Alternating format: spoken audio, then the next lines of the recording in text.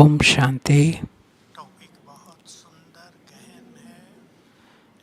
योग युक्त जीवन। యోగ యుక్త జీవితము हम చాలా सब సుందరమైన టాపిక్, చాలా గుహ్యమైన టాపిక్. स्वयं भगवान ने आकर राजयोग सिखाया। మనందరికీ తెలుసు, స్వయం భగవంతుడు వచ్చి రాజయోగాన్ని నేర్పించారు. ఈ రాజయోగం యొక్క మహిమ చాలా ఉంది. इसका सोल कॉन्शियस होकर ఆత్మాభిమానిగా అయ్యి बुद्धि की तारें और తమ మనసు బుద్ధి యొక్క పరమాత్మతోటి జోడించడం, दीवान से సర్వశక్తివంతునితోటి సంబంధాన్ని జోడించడం. क्या है। వారు నా వారు. संसार में किसी को ये कहना नहीं आया था। कोई भक्त ने कहा है केवल तुम हमारे हो। కొంతమంది భక్తులు ఉన్నారు, మీరు నా వారు అని. स्वयं शिव बाबा ने आकर కానీ सिखा दिया శివబాబా స్వయంగా వచ్చి तुम मेरे। మన పిల్లలకి అర్థం చేయించారు, నేను మీ వాడిని, మీరు నా వారు అని. तो ये बहुत बड़ा है, लेकिन ब्रीफ में ఈరోజు టాపిక్ చాలా బాగున్నది. इस पर దీని గురించి మనం చర్చిద్దాము. युक्त जीवन యోగయుక్తమైన జీవితము. करने वाले तो बहुत हैं, యోగం చేసేవాళ్ళు చాలామంది ఉన్నారు, पर जीवन योग युक्त हो जाए కానీ జీవితం యోగయుక్తంగా इस ध्यान दे। చేయడము, దానిపైన విశేషంగా ధ్యానం పెట్టాలి. जिसके जीवन में ఎవరి జీవితంలో అయితే, ज्ञान का संपूर्ण प्रकाश आ गया हो, ఎవరి జీవితంలో అయితే జ్ఞానం యొక్క సంపూర్ణ ప్రకాశము పడుతుందో, चित्त में ఎవరైతే తమ చిత్తంలో అందరి గురించి प्रेम ఆత్మిక ప్రేమ, और शुभ भावनाएं धारण कर ली, శుభభావనలో ధారణ చేసిన వాళ్ళు, అదే చాలా పెద్ద మార్పు.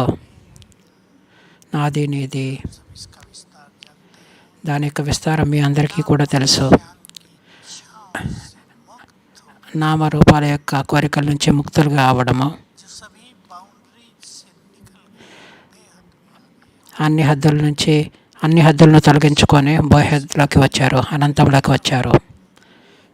स्वार्थ नहीं।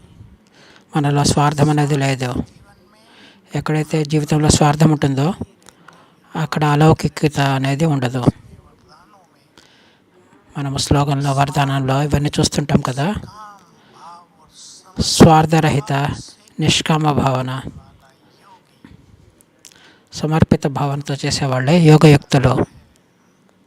जो केवल अपने लिए करता है, కేవలం తమ గురించే చేసుకునేవారు, స్వయం గురించి చేసేవారు, जीता है अपने लिए, స్వయం గురించి జీవించే వాళ్ళతో खाता है। స్వయమే తింటారు, స్వయమే భోజనం తయారు చేసుకుంటారు. వారు యోగి కాదు. जिसने अपने जीवन में शिव बाबा को समा लिया हो, ఎవరైతే తమ జీవితంలో శివబాబాను సమాయించుకున్నారో, कंबाइंड कर लिया हो, తోడుగా పెట్టుకున్నారో, योगी है।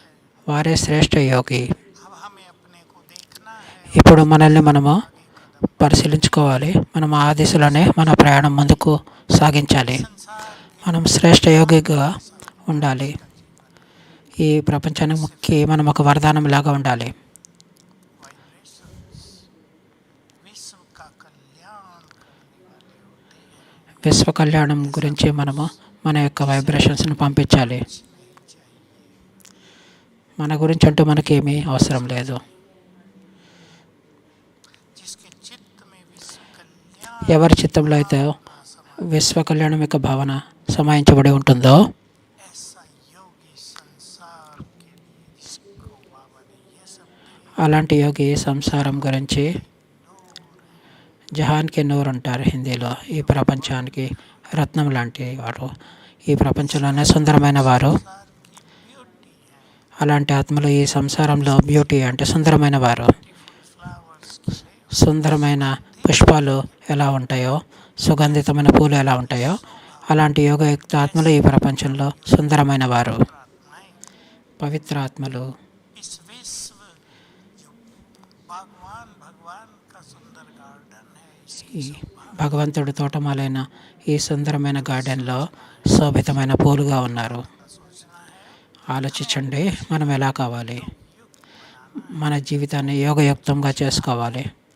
जिन पर हम కొన్ని మంచి ధారణలు మనం చేయాలి, దానిపైన మనం ధ్యాస పెట్టాలి. अब समय भी आ गया है। ఇప్పుడు సమయం కూడా వచ్చేసింది. ने स्वयं को न किया तो समय हमें बाध्य करे ఒకవేళ స్వయానికి మనం మారకపోతే సమయం ఆ బాధ్యత తీసుకుంటుంది. ఉపరామంగా అయిపోండి. क्षेत्र में न्यारी और కర్మక్షేత్రంలో మీరు అతీతంగా ఉండండి, అలాగే ప్రియంగా కూడా ఉండండి. సంసారం యొక్క చింతనలు సమస్యల నుంచి స్వయాన్ని ముక్తులుగా చేసుకోండి. ये योग युक्त जीवन की पहचान है। ఇదే యోగయుక్త జీవితం యొక్క ऐसा सीख గుర్తులు. నాకు ఒక ఉదాహరణ గుర్తుకు వచ్చింది. बताया था कि मैंने इस बार थोड़ा श्री कृष्ण का सीरियल देखा, मुझे रुचि थी उसकी। शिव बाबा की पार्ट की गुह्यता को मैं जानना चाहता हूँ। శివబాబా యొక్క పాత్రని నేను దాని యొక్క గుహ్యతను తెలుసుకోవాలని అనుకుంటున్నాను. तो उसमें दिखाया है ఆ చిత్రంలో చూపించారు కౌరవుల్ని ధృతరాష్ట్రుడు పాండవులు और उनको भेज दिया है। లక్క గృహంలో తయారు చేసి కౌరవులు పాండవుల్ని దానిలోకి పంపించారు. विदुर चिंतित होकर घूम रहा है घर में, तेजी से इधर से उधर। విదురుడు చింతాగ్రస్తుడై ఇంట్లో అటు ఇటు పచారులు చేస్తూ ఉన్నాడు. उधर श्री कृष्ण अपने सिंहासन पर हैं, आंखें बंद की हुई है और मुस्कुरा रहे हैं। रुक्मणी ने पूछा, भगवान क्यों मुस्कुरा रहे हो, क्या देख रहे हो? రుక్మిణి అడిగింది, మీరు ఏం చూస్తున్నారు అని. प्रिय लगा डायलॉग। कभी कभी ज्ञानी लोग भी అప్పుడప్పుడు జ్ఞాని भूल कर వ్యక్తులు కూడా हो जाते हैं। అన్నిటినీ మర్చిపోయి చింతితులుగా అవుతారు. విదురుడు మర్చిపోయాడు, ఎవరి రక్ష అయితే కృష్ణుడిని అయినా నేను చేస్తాను, వారిని ఎవరేం పాడు చేయగలుగుతారు. सीखने योग्य, जानने योग्य ఇది మనం తెలుసుకోవాల్సిన విషయము. इस समय में हम सबको अचल अडोल निर्भय రాబోయే సమయంలో మనం అచలంగా అడోలంగా నిశ్చింతగా ఉండవలసిన సమయం. మనందరి యొక్క రక్షకుడు శివబాబా ఉన్నారు. पांडवों की हर శ్రీకృష్ణుడు పాండవులని ప్రతి సమస్య నుంచి రక్షించారు. बहुत कुछ है तैयार, लेकिन वो उन्हें मरने नहीं देता है। పాండవుల్ని చంపడానికి చాలామంది ప్రయత్నించారు, కానీ కృష్ణుడు అనేక యుక్తులతో వారిని రక్షించారు. ही लिया है अधर्म के विनाश के लिए। मैं अधर्म को धर्म पर हावी हो ఆయన అవతరించారు అధర్మం నుంచి ధర్మాన్ని రక్షించడము. धर्म की रक्षा कर ఏది ఏమైనా సరే నేను ధర్మాన్ని రక్షించడము, అధర్మత యొక్క సంహారం చేయడానికి. యోగయుక్త ఆత్మలు बाबा को पूरा पूरा पहचान कर బాబాను పూర్తిగా తెలుసుకుని, శివబాబా గురించి పూర్తిగా తెలుసుకుని నిశ్చింతగా నిర్భయంగా बल एक भरोसा ఒకటే బలము ఒకటే భరోసాతోటి జీవితాన్ని వ్యతీతం చేస్తూ ఉంటారు. हमारे पास दो शक्तियां हैं जिनसे हम మన వద్ద రెండు శక్తులు ఉన్నాయి, దానితోటి మనము యోగయుక్తంగా అయ్యే అభ్యాసం చేయవచ్చు. మనస్సు, బుద్ధి. सागर की तरह है। మనస్సు సాగరం లాంటిది, कहाँ कहाँ भागता है मनुष्य। అది ఎక్కడికెక్కడికో పరిగెడుతుంటుంది మనసు. जिस योगी ने अपने मन को కానీ ఎవరైతే యోగి మనస్సును ఏకాగ్రం చేయడం నేర్చుకున్నాడో వారి జీవితం యోగయుక్తంగా అయిపోతుంది. इसके लिए దాని గురించి सबको ध्यान देना है। మనందరం ధ్యాస పెట్టాలి. वो चीजें हमें देखनी नहीं, మనము ఎలాంటి విషయాలు చూడకూడదు అంటే మనస్సును ఏదైతే విచలితం చేస్తాయో అవి మనం చూడకూడదు. ఈ కాలంలో అందరి చేతుల్లో మొబైల్ ఉన్నాయి, నెట్ కనెక్షన్ కూడా ఉంది, గూగుల్ ఉంది, సోషల్ మీడియా ఉంది. ऐसी वैसी गंदी झूठी असत्य అసభ్యమైన అసత్యమైన విషయాలు చాలా ఉంటాయి. ఎవరైతే దానిలో మునిగిపోతారో అతను యోగి కాలేడు. भाषा और गहन हो जाती है। అందువల్ల త్యాగం యొక్క పరిభాష ఇంకా గుహ్యంగా ఉంటుంది. బాబా Will see no evil. తన మాటలో ఏం చెప్పారు? Hear no evil, see no evil. ఈ రెండు విషయాలు, చెడు చూడొద్దు, చెడు వినవద్దు. ये दोनों बातें मन को एकाग्र ఈ రెండు విషయాలు మనస్సుని ఏకాగ్రం చేయడంలో చాలా ఆవశ్యకం ఉన్నది. మన జీవితాన్ని యోగయుక్తం చేయాలంటే ఈ ఈ ఈ విషయాలన్నింటినీ త్యాగం చేయాలి. वाद्या क्लास में कई साल पहले చాలా సంవత్సరాల క్రితం జ్ఞాన సరోవరంలో योग के सीजन में విదేశీయుల సీజన్లో में बाबा को भोग लगता था। బాబాకి భోగ్ పెట్టినప్పుడు మోహన్ బెహన్ న్యూయార్క్ వారు సందేశీ అయ్యి భోగ్ పెట్టారు. उसको तीन चीज दिखाई। బాబా వారికి 3 जिनको योगी बनना సీన్ చూపించారు. ఎవరైతే యోగి అవ్వాలనుకుంటున్నారో వారి గురించి సుందరమైన సందేశం ఇచ్చారు. इलेक्ट्रॉनिक्स के కొంతమంది साधनों में उलझ गए हैं। ఎలక్ట్రానిక్ సాధనాలతోటి పూర్తిగా నిమగ్నం అయిపోయారు. बात बड़ी घरेलू है। రెండవ పాయింట్, మూడవ పాయింట్ కూడా అందరికీ. कुछ लोग कारों में उलझ गए, కొంతమంది ఏమో కార్లు సాధనాల్లో నిమగ్నం అయిపోయారు, కొంతమంది ఏమో భోజనం చేయడాలు. इंद्रिय जीव का रस भी అతీంద్రియాలు, आत्मा को योगी नहीं बनने देगा। कानों का रस కణరసము, నాలిక యొక్క రుచులు, ఇవి రెండు जीवन యోగయుక్తి యోగయుక్తమైన జీవితం గడిపే లక్ష్యం పెట్టుకునే వాళ్ళకి వాటి ముందు అవరోధం లాంటివి, అవి అవరోధం లాంటివి. मैंने तो संकल्प कर लिया था నేనైతే సంకల్పం చేశాను, నేను कि जो साधन आ रहे ఎలక్ట్రానిక్స్ యొక్క సాధనాలు ఏవైతే ఉన్నాయో, ఇప్పుడు ఫోన్లు వచ్చాయి, మొబైల్ ఫోన్లు, हैं इनमें टाइम वेस्ट नहीं करना నేను దీనిలో టైం వేస్ట్ చేయకూడదు. था। वो जान लिया। ఏదైతే తెలుసుకోవాలనుకున్నానో అది తెలుసుకున్నాను. ज्ञान सागर ने जिनको पढ़ाया हो, జ్ఞానసాగరుడు ఎవరికైతే చదివించారో, ఎవరికైతే సంపూర్ణమైన జ్ఞానం ఇచ్చారో, సృష్టి యొక్క ఆది మధ్య అంతిమం యొక్క జ్ఞానం ఇచ్చారో, ఇది చిన్న విషయం కాదు. చాలామందికి దీని యొక్క మహత్వం తెలియదు. मजा हो गया। लेकिन सृष्टि के गुह्य रहस्य हैं। సృష్టి యొక్క గుహ్య రహస్యాలు ఇందులో ఉన్నాయి. वटाई डे बाय ఎలా సృష్టిలో संसार में సృష్టి దిగజారిపోయింది, విలువలు ఎలా పడిపోయాయి. भगवान ने ही आकर ये रहस्य భగవంతుడే వచ్చి ఈ రహస్యాన్ని మనకి చెప్పారు. क्या क्या सोच रहे हैं। मनुष्य के पूर्वज बंदर थे, अमीबा से शुरू हुआ विकास। బయట ప్రపంచంలో వ్యక్తులు అనుకున్నారు మనుషుడు యొక్క సృష్టి కోత నుంచి మొదలైంది, అమీబా నుంచి మొదలైంది, ఇవన్నీ అనుకున్నారు. అవన్నీ సంపూర్ణ రుచిగా అసత్యమని తేలిపోయింది. పరిమాణ క్రమము, థియరీ ఆఫ్ ఎవల్యూషన్, ఇవన్నీ ఏదో శాస్త్రాలు రచించారు. इधर उधर ढूंढने की जरूरत नहीं। సంపూర్ణమైన జ్ఞానము భగవంతుడు ఇచ్చినప్పుడు మనము అటు ఇటు వెతకాల్సిన అవసరం లేదు. ఇంకొక విషయం ఉన్నది మన బుద్ధి. बड़ी संपत्ति మన యొక్క అతిపెద్ద సంపత్తి బుద్ధి. को मैं कहता हूँ, क्योंकि मानसिक रोग बहुत बढ़ रहे हैं। ఈ కాలంలో చాలామందికి మానసిక రోగాలు పెరుగుతున్నాయి. చిన్న చిన్న విషయాల పైన बीमार होते हैं, మానసిక రీతిలో हो गई उसका అనారోగ్యం పాలవుతున్నారు. చిన్న విషయాన్ని रोगी बना। పెద్దగా చింతన చేసి వారిని మానసిక రోగిగా మారుస్తున్నాయి. నేను అందరికీ చెప్తున్నాను, पदा है तुम्हारी बुद्धि మీ యొక్క అతిపెద్ద సంపత్తి మీ యొక్క బుద్ధి. स्थिर करो, మీ బుద్ధిని స్థిరంగా చేసుకోండి. को श्रेष्ठ खजानों से भरो। మీ బుద్ధిని శ్రేష్టమైన ఖజానాలతోటి నింపుకోండి. आज పోగొట్టుకున్నవన్నీ మీకు దొరుకుతాయి. इसने फोन कराया, ఒక వ్యక్తి నాకు ఫోన్ చేశారు. उसे हिस्सा नहीं दे रहे हैं। संपदा बहुत ज्यादा है। అతని వద్ద సంపద చాలా ఉంది, కానీ తోడబుట్టిన వాళ్ళు అతనికి వాటా ఇవ్వడం లేదు. దాంతో మనసు చాలా కష్టపెట్టుకున్నాడు.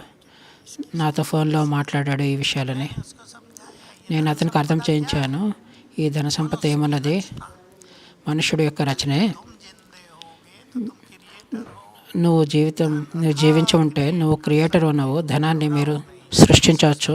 నువ్వు గాబరా పడవద్దు. से मैं 2 मिनट बात की। నేను 2 నిమిషాలే మాట్లాడాను ఆ అన్నయ్యతోటి. धन हड़प रहे हैं भाई, ఎవరైతే నీ ధనాన్ని లాగేసుకోవాలనుకుంటున్నారో వాళ్ళు దివాలా తీసిన వాళ్ళు. ఇతరుల యొక్క ధనాన్ని తీసుకునే వాళ్ళు ఎప్పుడూ సుఖీగా ఉండలేరు. इकट्ठा कर ఎవరైతే तरीकों से बह जाता है। తప్పుడు పనులతో ధనము बुद्धिमान हो, సంపాదిస్తారో ఆ ధనం కూడా అలానే పోతుంది. నీవు బుద్ధిమంతుడు, सब कुछ दिया। నీ వద్ద భగవంతుడు ఇచ్చిన బుద్ధి ఉన్నది, భగవంతుడు ఇచ్చిన ఖజానా నీ దగ్గర ఉన్నది. मैंने कहा कल फिर बात कर लेना मेरे से। అతను పూర్తిగా రిఫ్రెష్ అయ్యాడు. ఒకవేళ అవసరమైతే మళ్ళీ నాతో మాట్లాడు అని చెప్పారు అన్నయ్య సూరజ్ భాయ్. अपनी बुद्धि को మన యొక్క అతిపెద్ద సంపత్తి బుద్ధి. ఆ బుద్ధిని మనము వృధా చేసుకోకూడదు. रखना सीख जाए, బుద్ధిని స్వచ్ఛంగా ఉంచేవారే బుద్ధివంతులు. गंदगी न आने दे, బుద్ధిలో बुद्धिमान है। బుద్ధిని కలుషితం చేయకూడదు. वही सबसे బుద్ధిని స్థిరంగా ఉంచుకునేవారే బుద్ధివంతులు. అందువల్ల బుద్ధిని మనం బంగారు పాత్రలాగా ఉంచుకోవాలి. దానిలో కలుషితం అనేది చేరకూడదు. అందరూ సోదరులు దీనిపైన చింతన చేయండి. భగవంతుడు వచ్చి మనకి దివ్య బుద్ధి ప్రదానం చేశారు. दिव्य ही बनाए रखे। అందువల్ల మన బుద్ధిని దివ్యంగానే ఉంచుకోవాలి. ఆ బుద్ధిని మీరు योगियों కింద మట్టిలో పడివేయవద్దు. तो हमें संसार की आकर्षणों से मुक्त, మనము ఈ సాంసారిక ఆకర్షణల నుంచి ముక్తులుగా అయ్యి विश्व कल्याण की भावना को बढ़ाते हुए విశ్వ కళ్యాణం యొక్క భావనను పెంచుకుంటూ ఉంటూ करने हैं। యోగం యొక్క భిన్న భిన్న అభ్యాసాలు చేయండి. యోగయుక్తులు ఎవరంటే अपनी स्थिति ఎవరైతే తమ స్థితిని ఆత్మాభిమానిగా తయారు చేసేవారు. ज्ञान तो मिल गया, मैं आत्मा జ్ఞానమైతే లభించింది, నేను ఆత్మను. अभिमानी स्थिति, కానీ ఆత్మాభిమాని స్థితి, consciousness, soul consciousness, soul consciousness, soul की स्मृति, ఆత్మ యొక్క స్మృతి. पर आई हूँ, నేను ఆత్మ ఈ ధరిత్రి పైన వచ్చాను, ఈ భూమిపైకి వచ్చాను, ఈ దేహంలో అవతరించి ఉన్నాను. जो सातों गुण है आत्मा के, वो जीवन ఆత్మ యొక్క 7 కళలు ఏవైతే ఉన్నాయో ऐसे नहीं అవి మన జీవితంలో కనిపించాలి. కేవలం చెప్పడం కాదు, నేను ఆత్మ శాంతి స్వరూపాన్ని. కానీ మనలో శాంతి లేకపోతే లాభం లేదు కదా. मैं आत्मा परम पवित्र हूँ, నేను ఆత్మ పరమ పవిత్రాన్ని అని తెలుసు. కానీ వికారాల నుంచి మనను రక్షించుకోవాలి. तन के द्वारा ఆత్మ యొక్క 7 గుణాలను మనలో చింతన చేసి ధారణ చేస్తూ ఉండాలి. ఇదే యోగ యొక్క యుక్త స్థితి యొక్క ప్రాక్టికల్ స్వరూపము. बुद्धि एक पर स्थिर हो जाए, బుద్ధి ఒకటే దానిపైన స్థిరంగా ఉండాలి. सबसे होता नहीं है, बुद्धि सबसे ज्यादा भटकती है और బుద్ధి భ్రమిస్తూ ఉంటుంది, అలాగే భ్రమింపచేస్తుంది. బుద్ధిని స్థిరంగా చేయడమే మన యొక్క సర్వశ్రేష్ఠ సాధన. मैं आप सभी को मैं इस అందువల్ల నేను మీ అందరికీ नहीं बनाना चाहता था। నేను ఈ సబ్జెక్టుని కేవలము థియరిటికల్గా చెప్పాలనుకోవట్లేదు. आज कोई सुंदर स्मृतियाँ अपने लिए निश्चित कर लें, 5 స్మృతులను మీలో నిశ్చయం చేసుకోండి, కేవలం 5 మాత్రమే. जिन स्मृतियों की ఆ స్మృతుల सारा అభ్యాసం ద్వారా మీరు మీరు రోజంతా చేయండి. मान ले जाने యోగం యొక్క డెఫినేషన్, माना स्मृति स्वरूप, యోగం అంటేనే స్మృతి స్వరూపంగా అయి ఉండడము. बाबा के महावाक्य याद रहे, బాబా యొక్క మహావాక్యాలు మీకు గుర్తుండాలి. होती ఎలా మన స్మృతి ఉంటుందో स्थिति बन, అలా మన స్థితి కూడా తయారవుతుంది. यहाँ हमें समर्थी प्रदान कर, స్మృతి మనని సమర్థులుగా చేస్తుంది. स्मृतियाँ ये श्रेष्ठ स्मृतियाँ శ్రేష్ఠ స్మృతులు है बाबा का, చాలా సుందరమైన మహావాక్యాలు బాబావి. पास्ट की स्मृतियों को खत्म, ఇప్పుడు శ్రేష్టమైన స్మృతులు మన గతంలో గడిపిన స్మృతుల్ని తొలగించి వేస్తాయి. बार बार पास्ट की बातें, చాలామంది గతం యొక్క విషయాల నుంచి తప్పించుకోవాలని చాలా ప్రయత్నం చేస్తుంటారు. पास्ट के चिंतन, అయితే మీకు ఇప్పుడు అర్థమైంది కదా, శ్రేష్ఠ స్మృతి మనము గతించిన విషయాల నుంచి ముక్తులుగా చేస్తుంది. स्मृतियाँ चुनेंगे, 5 స్మృతుల్ని మనం ఎంచుకుందాము. అవి మన స్వమానంలోకి తీసుకోవాలి, దాన్ని మార్చుకుంటూ ఉండాలి. करें अपने మనము సుందరమైన ప్రణాళిక రచించాలి మన జీవితాన్ని. योगी बने। మనము కర్మయోగిగా కావాలి. जब तक कोई मनुष्य कर्म योगी नहीं बने, ఎప్పటి వరకు అయితే మనుషుడు కర్మయోగిగా కాలేడో అంతవరకు యోగిగా కాలేడు. कर्म का प्रभाव मनुष्य के లేకపోతే కర్మ యొక్క ప్రభావము మనిషి యొక్క మనసు పైన का जो సదా పడుతూ ఉంటుంది. కర్మ యొక్క పరిణామము असफलता, సఫలత, అసఫలత, మంచి చెడు, విజయము, పరాజయము, నిందాస్తుతి, परिणाम मिलते हैं, ఇలాంటి పరిణామాలన్నీ మనసు పైన ప్రభావం పడుతుంది. मन पर छाया रहता है। इसलिए बिना అందువల్ల कर्म योग की प्रैक्टिस के కర్మయోగి అభ్యాసము अतीत स्थिति तक नहीं, లేకపోతే కర్మాతీత స్థితికి మనం చేరుకోలేము. इस योग को कर्म योग बनाना है। మనం ఈ యోగాన్ని కర్మయోగిగా చేయాలి, కర్మయోగముగా చేయాలి. लिए चुन लें, 5 స్మృతులను మీ గురించి మీరు ఎంచుకోండి. अभ्यास चुन लें, कोई भी हमने क्लासिक में भी बहुत सुनाए हैं और आप सब स्वयं बाबा के महावाक्यों में भी सुनते हैं। మీరు స్వయం బాబా యొక్క మహావాక్యాల్లో కూడా వింటూ ఉంటారు. 5 స్మృతులు, 5 అభ్యాసాలు, వాటిపైన ధ్యాస పెట్టండి, దాన్ని మంచిగా ప్రాక్టీస్ చేయండి. अनुभूतियों की ओर ले चले।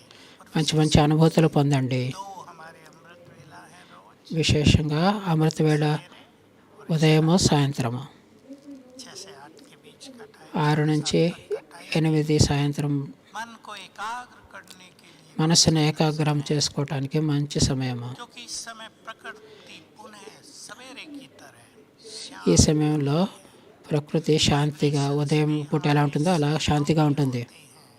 వైబ్రేషన్స్ కూడా మన సహయోగిగా అవుతాయి. అందువల్ల 2 సమయాలు ఉదయము సాయంత్రము. के साथ कुछ प्लानिंग लेकर అయితే మీరు ప్రణాళిక ప్రకారం యోగంలో కూర్చోండి. बैठना है। ఒకవేళ గంట సేపు మీరు కూర్చోవాలి అనుకుంటే को आधा घंटा बैठ అర్ధగంట కూర్చోవాలన్నా లేదా పావు గంట కూర్చోవాలన్నా నేను ఈ సమయంలో ఇది అభ్యాసం చేయాలి.